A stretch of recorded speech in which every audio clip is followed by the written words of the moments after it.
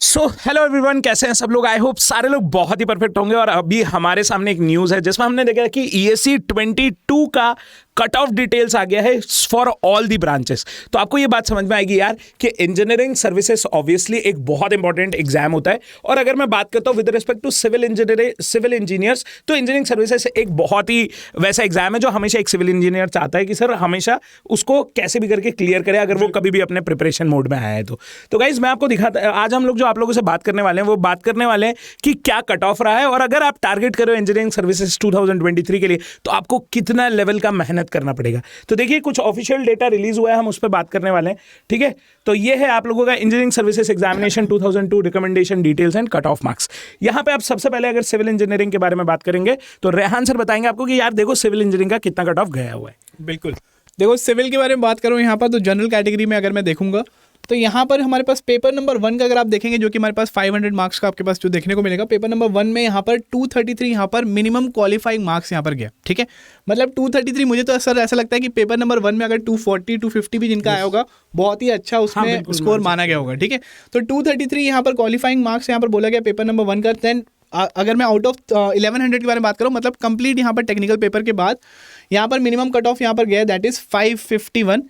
And final stage में हमारे pass out of 1300 के बारे में बात करूंगा, that is after marks secured by the last recommended candidate बोला गया यहाँ पर, दैट इज 756। ठीक है, तो यहाँ पर ध्यान रखिएगा 233, 551 and 756 are the cut off marks for civil engineering. With respect to अगर मैं सिविल के बारे में देखेंगे तो एक बार कंपेयर करके देखते हैं मैकेनिकल में क्या रहा है इस बार। ठीक है, तो मैकेनिकल का अगर आप यहाँ पर देखेंगे तो मैकेनिकल का जो जनरल में आपके पास पेपर नंबर 1 का जो गया है, दैट इज आउट ऑफ 500 वो गया है हमारे पास, कट ऑफ गया 236, 3 नंबर यहाँ पर ज़्यादा ऊपर गए हैं। लेकिन अगर आप यहाँ पर देखेंगे 1100 में से यहाँ पर रिटर्न एग्जाम के बाद अगर मैं देखूंगा तो मिनिमम क्वालिफाइंग बताया यहाँ पर मार्क्स, दैट इज 581। एंड आपके पास फाइनल स्टेज में that is out of 1300 marks में यहाँ पर 745 यहाँ पर गया है, that is the cut of for the mechanical. तो ये था हमारे पास, दैट इज सिविल और मैकेनिकल। मुझे लगता है सर इलेक्ट्रिकल वाले भी देख ही रहे होंगे यहाँ पर। बिल्कुल बिल्कुल, तो एक बार इलेक्ट्रिकल हाँ। तो गाइज ये भी देखना जरा यहाँ पे कि हमने अभी ये जनरल वालों के लिए बात करी है जिसमें कि 54 वैकेंसीज अवेलेबल थी, उसका जो कट ऑफ आपने देखा जो रेहान सर ने बताया। सिमिलरली अगर आप EWS OBC SC ST का भी देखेंगे तो थोड़ा थोड़ा वैल्यू कम हुआ है, लेकिन आप देखोगे कि कॉम्पिटिशन में बहुत ज़्यादा डिफरेंस आपको देखने को नहीं मिलेगा। ठीक है, तो जैसा कि आपको बताया कि पेपर 1 मतलब हम जब बात करते हैं ऑब्जेक्टिव एग्जामिनेशन की, जिसमें 2 पेपर होते हैं, एक ऑब्जेक्टिव टेक्निकल होता है और एक आपका नॉन टेक्निकल वाला जो एग्जाम होता है। तो ऑब्जेक्टिव टेक्निकल 300 मार्क्स का आपको देखने को मिलता है, जो नॉन टेक्निकल वाला है वो आपको 200 मार्क्स का देखने को मिलता है, इसलिए आपका टोटल मार्क्स हो जाते हैं 500। सिमिलरली फिर आपको 300 के 2 एग्जाम्स देखने को मिलते हैं जिसमें 600 मार्क्स हो जाते हैं। कन्वेंशनल पेपर होता है जो आपका पेपर 2, और थर्ड फिर आपका इंटरव्यू आपको देखने को मिलता है। ठीक है, तो इस तरीके से अगर आप देखोगे कि आउट ऑफ 500 जो SC ST कैटेगरी के थे तो उसमें फर्स्ट जब पेपर दिया तो 198 थे, कन्वेंशनल एग्जाम के बाद 476 और लास्ट है 698।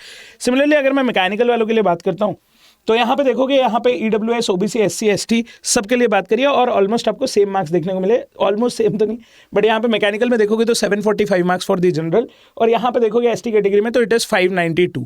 ठीक है, तो ये है आप लोगों के लिए कुछ कैटेगरी।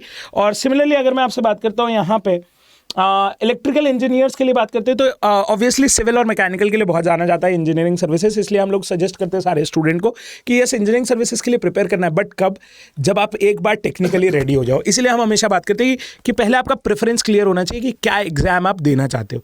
सिमिलरली यहाँ पे अगर मैं इलेक्ट्रिकल के लिए बात करता हूँ तो इलेक्ट्रिकल में आप देखोगे कि टोटल नंबर ऑफ सीट्स 13 थी, है ना। ST कैटेगरी में 1 थी। यहाँ पे जो कट ऑफ की बात करते हैं 658 minimum for ST category, and यहाँ पे maximum for 714 for the general category. ठीक है, 650 हाँ, SC का देखोगे तो आप 650 है मिनिमम अगर बात करेंगे तो। सिमिलरली अगर हम यहाँ पे इलेक्ट्रॉनिक्स की बात करते हैं, ठीक है, इलेक्ट्रॉनिक्स एंड टेलीकम्युनिकेशन की, तो यहाँ पे 26 सीट्स थी इलेक्ट्रॉनिक्स के लिए, EWS के लिए 5, OBC के लिए 16, SC के लिए 7, और यहाँ पे हमने बात करी ST के लिए 1 सीट।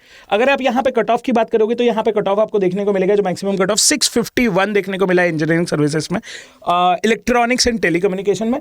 और सिमिलरली बॉटम मोस्ट पे आप देखोगे कि 520 मार्क्स है जो ST कैटेगरी के लिए देखने को मिला। ठीक है, कई बार आप लोगों के दिमाग में एक और चीज़ आती है यार कि कभी 2 लोगों के मार्क्स सेम हो गए तो फिर कैसे ये लोग रिकमेंड करेंगे सारी चीज़ों को।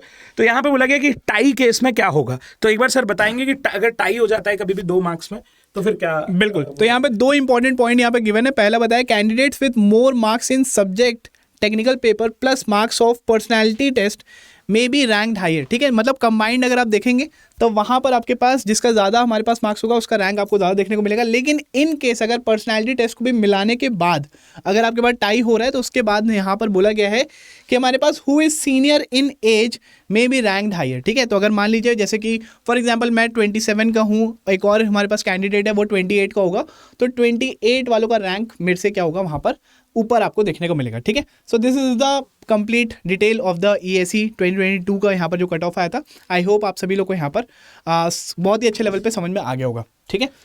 ठीक है, इस तो एक और चीज यार आप लोगों को बताते हैं कि यहाँ पे देखो अड्डा 24/7 आप लोगों के लिए कुछ क्रिसमस गिफ्ट्स लेके आया है, जिसमें आप देखोगे कि यार आप अभी तक कोई भी कोर्स लेते थे 2024 का तो उसके लिए 18 मंथ्स की वैलिडिटी आपको दी जा रही थी। अब यहाँ पे क्या होगा कि अगर आप क्रिसमस तक 25 कल रात को 12 बजे तक कोई भी कोर्स परचेस करते हो तो उस पर आपको 9 मंथ की वैलिडिटी एक्स्ट्रा मिलेगी।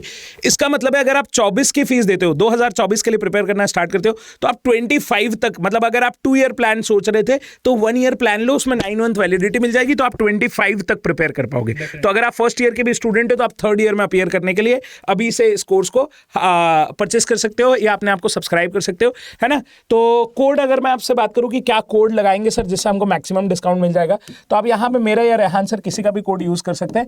तो कोड इज Y500 और Y501 इज द कोड। तो आप इसको अप्लाई करिए और अपने आप को रजिस्टर करिए, ठीक है। मिलते हैं आप लोगों से क्लासेस जब स्टार्ट होती है, 5th को स्टार्ट हो रहा है आपका एनवायरमेंटल इंजीनियरिंग, तो मिस मत करिएगा, हमारे साथ स्टार्ट करिएगा। Till then bye bye, thank you so much.